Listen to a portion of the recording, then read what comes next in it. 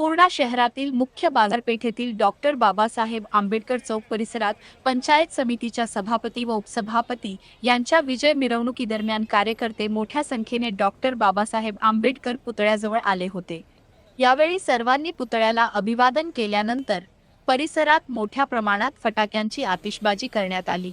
मात्र या उत्साहात सुरक्षेची कोणतीही खबरदारी न घेतल्यामुळे एक जळता फटाका उडून थेट पुतळ्याच्या पाठीमागे पडला।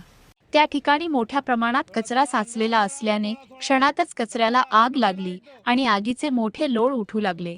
आग लागल्याचे लक्षात येताच पूर्णा पोलीस स्थानकाचे पोलीस निरीक्षक विलास गोबाडे व त्यांच्या सहकाऱ्यांनी घटनास्थळी धाव घेत अग्निशामक दलाला प्राचारण केले। त्यावेळी चौकातील ऑटो चालक, स्थानिक युवक व सतर्क नागरिकांनी तत्काळ पाण्याच्या बादल्या व इतर साधनांच्या मदतीने आग विझवण्याचा प्रयत्न सुरू केला।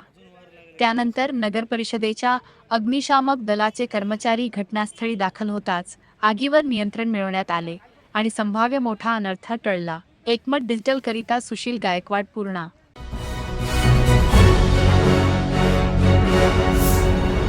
Thanks for watching Ekmat Digital.